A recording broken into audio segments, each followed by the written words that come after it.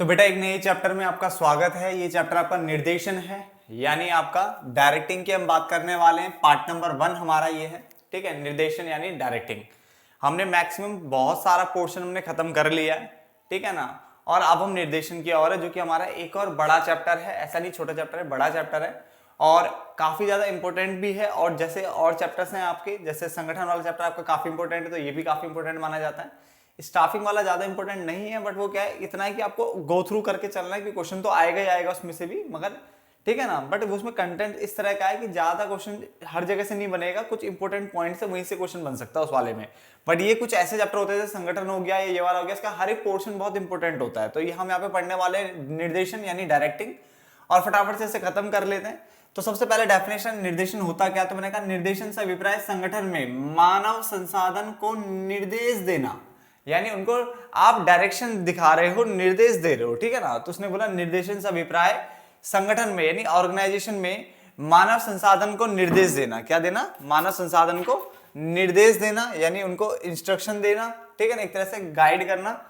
उसके अलावा मार्गदर्शन करना, उनका संदेश वाहन करना, उन्हें अभिप्रेरित करना यानी मोटिवेशन करना। तो एक तरह से उसने बोला निर्देशन में क्या क्या आ रहा है कि इंस्ट्रक्शन देना, गाइड करना, कम्युनिकेट करना, इंस्पायर करना उनको, ठीक है, या मोटिवेट करना, ताकि संगठनात्मक उद्देश्यों को प्राप्त किया जा सके।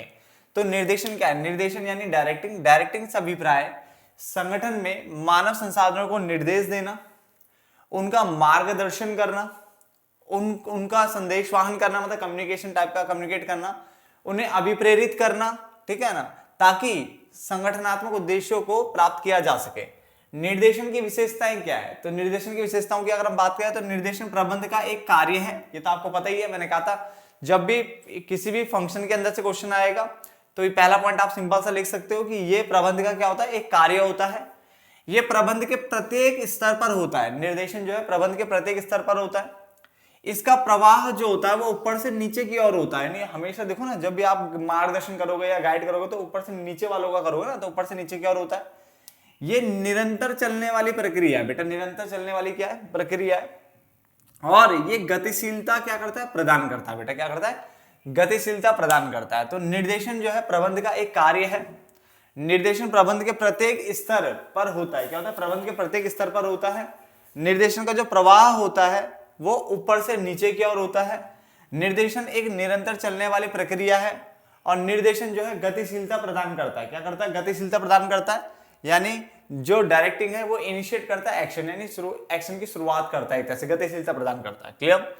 तो निर्देशन क्या था? निर्देशन से अभिप्राय संगठन में मानव संसाधनों को निर्देश देना, उनका मार्गदर्शन करना, उनका संदेश वाहन करना, उन्हें अभिप्रेरित करना, ताकि संगठनात्मक उद्देश्यों को प्राप्त किया जा सके। बहुत सिंपल डेफिनेशन आपको समझ में आ भी गई होगी, ठीक है ना। उसके बाद आता है निर्देशन की विशेषता। निर्देशन प्रबंध का एक कार्य है। ये इसका जो प्रवाह है वो ऊपर से नीचे की ओर होता है। ये प्रबंध के प्रत्येक स्तर पर देखने को मिलता है। निर्देशन जो है निरंतर चलने वाली प्रक्रिया है और निर्देशन जो है गतिशीलता प्रदान करता है। तो पहले दो पॉइंट समझ में आ गए अच्छे से? क्लियर है?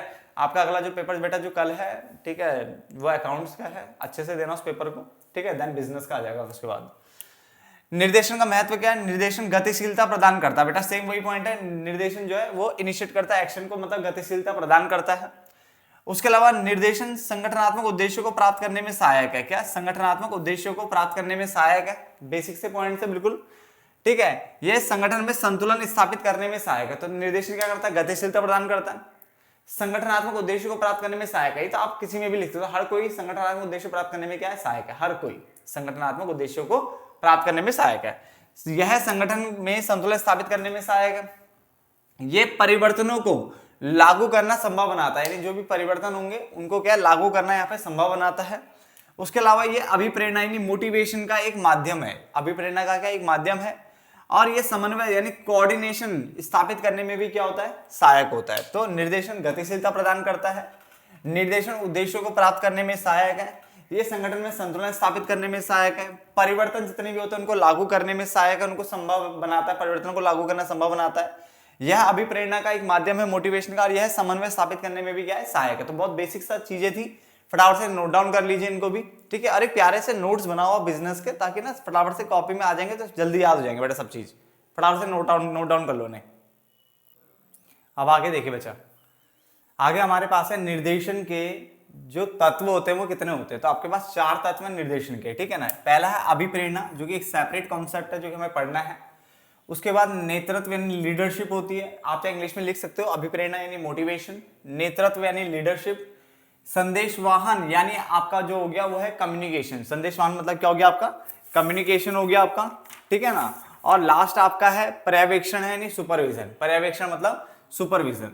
तो ये 3 आपको अलग अलग टॉपिक्स में पढ़ने हैं, तो हमें तो पढ़ाने स्टार्ट करूंगा। देखो यहाँ से स्टार्ट हो जाएगा अभिप्रेरणा, तो इसलिए मैंने यहाँ पे डेफिनेशन नहीं लिखी उसकी, अब यहाँ पे यहाँ लिखी है मैंने उसकी डेफिनेशन, यहाँ की जगह यहाँ लिखी है आराम से, क्योंकि ये कॉन्सेप्ट ही स्टार्ट होने वाला है। जब नेतृत्व स्टार्ट होगा तो वहां पे मैं नेतृत्व की डेफिनेशन आपको समझा दूंगा, और संदेशवान जहां पे स्टार्ट होगा वहां संदेशवान की डेफिनेशन समझा दूंगा। क्लियर? तो इन तीनों की डेफिनेशन मैंने साथ में नहीं लिखी, बट पर्यवेक्षण में समझा देता हूं, क्योंकि ये पोर्शन बहुत पहले ही हट गया था, ठीक है। हट क्या गया था, इसके बारे में थोड़ी बहुत चीजें होती थी 1.5-2 पेज की, वो बहुत पहले ही हटा दिया गया था, बट डेफिनेशन अभी भी चल रही है तो हम उसको पढ़ाएंगे। इसमें लिखा है पर्यवेक्षण से अभिप्राय अपने अधीनस्थों यानी जो हमारे जो नीचे वाले जो काम कर रहे हैं उनके दिन प्रतिदिन के काम की प्रगति की देखभाल करने, मतलब दिन प्रतिदिन जो भी काम कर रहे हैं उसके प्रोग्रेस को देखना है, ठीक है ना, और उनका क्या करना है, मार्गदर्शन करना, ठीक है, उसको कहते हैं पर्यवेक्षण। तो पर्यवेक्षण यानी सुपरविजन क्या होता है, जिसमें जो पर्यवेक्षक है वो क्या करता है, जो अपने अधीनस्थ है उनके दिन प्रतिदिन काम की देख रेख करता है, कि मतलब कि कैसे कर रहे, सही कर रहे नहीं कर रहे, सब चीज देखता है, साथ ही साथ क्या है उनका मार्गदर्शन भी करता है। जैसे मैं कहता हूँ मॉनिटर होता है जो देख रेख करता है, बिल्कुल वैसे कॉन्सेप्ट होता है। पर्यवेक्षण क्या है, जिसमें पर्यवेक्षक क्या करता है, अपने अधीनस्थों के दिन प्रतिदिन के काम की प्रगति की देखभाल करने और उनका मार्गदर्शन करने का काम करता है। तो पर्यवेक्षण क्या है, तो पर्यवेक्षण से अभिप्राय अपने अधीनस्थों के दिन प्रतिदिन के काम की देखभाल करने एवं उनका मार्गदर्शन करने से है। तो मैंने कई बार रिपीट कर दिया, आपको समझ में आ जाना चाहिए। क्लियर? ठीक है ना। तो निर्देशन के तत्व अभिप्रेरणा, नेतृत्व, संदेशवाहन और पर्यवेक्षण। क्लियर? सबसे पहले बात करते हैं अभिप्रेरणा की। तो अभिप्रेरणा में हमारा सबसे पहले डेफिनेशन जो आती है बेटा वो प्रेरण आती है। प्रेरण क्या होता है, यानी मोटिव क्या होता है। तो प्रेरण से अभिप्राय व्यक्ति में छिपी हुई इच्छा शक्ति से, इसने बोला प्रेरण से अभिप्राय, मोटिव से अभिप्राय व्यक्ति में जो छुपी हुई यानी हिडन जो विल पावर होती है, तो छुपी हुई इच्छा शक्ति से जो उसे काम करने के लिए क्या करती है, प्रेरित करती है। और ये याद है, ये छुपी हुई शक्ति बताई हमने, तो इसका मतलब ये प्रेरण जो होती है वो एक आंतरिक अनुभव होता है, यानी इंटरनल एक्सपीरियंस होता है, एक तरह से बोलूं मैं ना, इंटरनल फीलिंग बोलो, एक्सपीरियंस बोलो, उसकी बात कर रहा है। क्लियर हो गया? चलो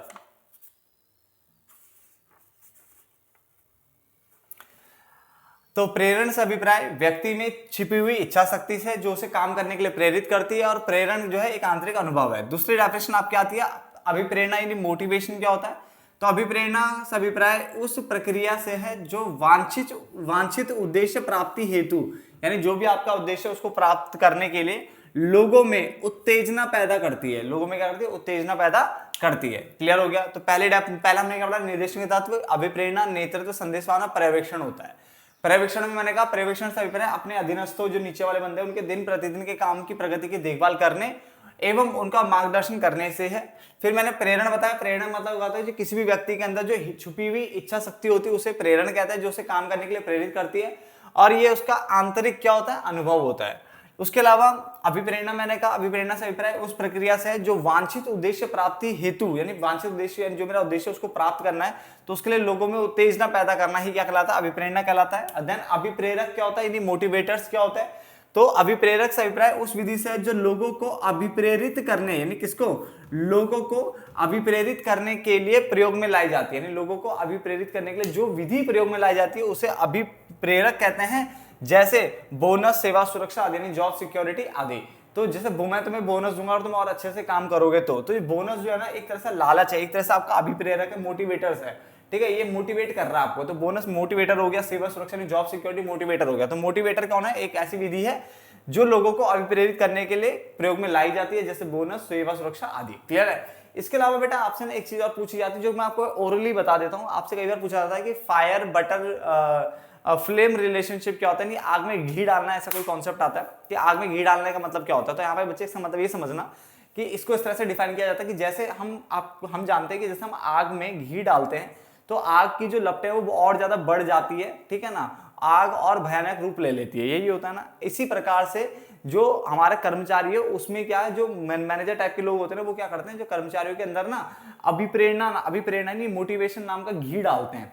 अभिप्रेरणा नाम का क्या डालते हैं, घी डालते हैं, ताकि वो और एफिशिएंटली और इफेक्टिव मैनर में क्या करे, काम करे और ऑर्गेनाइजेशन का जो गोल है, यानी जो संगठन का जो गोल है उसको जल्दी से जल्दी और क्या नाम है अच्छे तरीके से क्या कर सके, प्राप्त कर सके। तो ये चीज करने के लिए क्या अभिप्रेरणा नाम का घी डाला जाता है। तो इसी को आग और जो घी का रिलेशन यानी fire and butter flame relationship बोलते हैं। आग में घी डालना मतलब कि जैसे हम आग में घी डालते हैं तो उससे क्या होता है कि जो आग की जो लपटें वो बढ़ जाती है, ठीक है ना, और आग और ज्यादा तेज हो जाती है। उसी प्रकार से लोगों के अंदर जो कर्मचारी और संगठन के अंदर जो कर्मचारी काम करते हैं उनके अंदर भी अभिप्रेरणा नाम का घी डाला जाता है, ताकि वो और अच्छे से क्या करे, काम करे और अभिप्रेरित होकर के काम करे, जिससे कि संगठन के उद्देश्यों को आसानी से और सरलता से प्राप्त किया जा सके। क्लियर हो गया ना, फटाफट से नोट डाउन करो इसे। अब आगे देखिए बच्चा, अभिप्रेरणा की विशेषताएं क्या होती है। तो अभिप्रेरणा एक आंतरिक अभिव्यक्ति या आंतरिक अनुभव होता है। यानी क्या हमारे क्या अभिप्रेरणा एक आंतरिक अभिव्यक्ति या आंतरिक अनुभव है। क्लियर हो गया। यानी पहला पॉइंट बिल्कुल सिंपल सा बोल रहा है ये कि जो आपका जो मोटिवेशन है वो इंटरनल फीलिंग है। बेटा क्या इंटरनल फीलिंग की बात कर रहा है। नंबर 2, यह एक जटिल प्रक्रिया है। जटिल प्रक्रिया क्यों है? क्योंकि एक संगठन में काम करने वाले जो लोग हैं वो अलग अलग प्रकृति के होते हैं। आपको पता है सब अलग अलग प्रकृति के होते हैं और सभी की जो आवश्यकता है ना वो भी क्या होती है, अलग अलग होती है। यानी लोग भी अलग अलग टाइप के, अब अलग अलग टाइप का मतलब ये मत समझो कि 4 हाथ 5 कान निकल जाएंगे, ऐसा नहीं है। मतलब लोग अलग अलग प्रकृति के होते हैं, अलग अलग जगह जगह से आए हुए होते हैं, ठीक है ना, और उनकी जो आवश्यकता है वो भी क्या होते हैं, अलग अलग होती है। इसलिए सभी को एक ही अभिप्रेरक से प्रोत्साहित नहीं किया जा सकता। क्या नहीं कर सकते? इसलिए सभी को एक ही प्रेरक से अभिप्रेरक से प्रोत्साहित नहीं किया जा सकता। क्लियर हो गया यहाँ तक? अब तीसरा पॉइंट देखिए बच्चे, तीसरे पॉइंट में क्या लिखा हुआ है कि अभिप्रेरणा से लक्ष्य प्राप्ति का जो व्यवहार है वो पैदा होता है। कि हम जब सभी लोगों को मोटिवेट करते हैं, कर्मचारियों को मोटिवेट करते हैं, तो सबका जो लक्ष्य होता है ना बेटा, वो उद्देश्य को प्राप्ति करना, उद्देश्य को प्राप्त करना, ये हो जाता है। तो लक्ष्य प्राप्ति का व्यवहार पैदा हो जाता है। तो 3 पॉइंट ध्यान से समझना। अभिप्रेरणा एक आंतरिक अभिव्यक्ति है, आंतरिक अनुभव है, मतलब इंटरनल फीलिंग है। क्लियर हो गया। नंबर 2, ये एक जटिल प्रक्रिया होती है कि संगठन में तरह तरह के लोग होते हैं और हर जो लोग होंगे, हर व्यक्ति, उनकी आवश्यकताएं भी क्या होती है, अलग अलग होती है। इसीलिए सभी को एक ही तरीके से अभिप्रेरित या अभिप्रेरक से अभिप्रेरित नहीं किया जा सकता। तो इसलिए सभी को एक ही तरीके से अभिप्रेरित यानी जो मोटिवेट है वो नहीं किया जा सकता। इसका मतलब एक ही अभिप्रेरक क्या था, अभी बताया था ना, बोनस, सेवा सुरक्षा, तो इससे प्रोत्साहित नहीं किया जा सकता। ऐसे भी लिख सकते हो। अभिप्रेरणा से लक्ष्य प्राप्ति का व्यवहार पैदा होता है और अभिप्रेरणा आपका सकारात्मक भी हो सकती है और नकारात्मक भी हो सकती है। सकारात्मक यानी जैसा अगर आप मान लो किसी कोई अच्छा काम करता है तो आप उसको पुरस्कार दे सकते हो, बोनस दो, इंसेंटिव्स दो, जो भी देना है, तो आप पुरस्कार दोगे तो वो और ज्यादा क्या होगा, मोटिवेट होगा। बड़ा अगर कोई गलत काम करता है, ठीक है ना, तो जैसे मान लो कोई ढंग से काम नहीं कर रहा तो आप उसको क्या नकारात्मक टाइप की मोटिवेशन दे सकते हो, उसकी पदावनति कर सकते हो, यानी पद से हटाना, पद से हटाना, जिसको हम इंग्लिश में कहते हैं बेटा डिमोशन। तो पद से हटाना, पदावनति, या उसको निष्कासित कर सकते हैं, ठीक है ना, क्या कर सकते हैं, निष्कासित कर सकते हैं, ठीक है, सस्पेंड कर सकते हैं उसे। तो पदावनति, डिमोशन मतलब जहां पहले अच्छे पद पे था अब नीचे वाले पद पे डाल दिया, और निष्कासन तो पूरी तरह से निकाल ही दिया। क्लियर हो गया। तो अभिप्रेरणा सकारात्मक हो सकती है, नकारात्मक। तो मैं जैसा आपको मैंने बोला कि अगर तूने ढंग से काम नहीं किया तो मैं तुझे मैनेजर से अब सीधा नीचे लो लेवल पे लेके आ जाऊंगा, तो तू भी ढंग से काम करेगा, है, तुम क्या करोगे, ढंग से काम करोगे। तो ये चीज होती है आपकी नकारात्मक टाइप की। और अगर मैं ये बोलूं आपसे, अगर आपने ढंग से काम किया तो मैं आपको ये चीज दूंगा, वो चीज दूंगा, तो ये होता है आपका सकारात्मक। तो सकारात्मक में पुरस्कार टाइप का मिलता है, आपको कुछ ना कुछ चीजें मिलती है। और नकारात्मक में आपको एक तरह से बोलो डराया जाता, धमकाया जाता, बोला जाता कि आपको हम निकाल देंगे, ये कर देंगे, वो कर देंगे, तो इस टाइप की देखने को मिलती है। क्लियर। तो इस पार्ट को यहीं पे खत्म कर लेते हैं, पार्ट नंबर 2 में मिलते हैं। थोड़ा मुझे काम है, ठीक है ना, सांस भी फूल रही है, ठीक है। तो मिलते हैं पार्ट नंबर 2 में, तब तक के लिए धन्यवाद दोस्तों।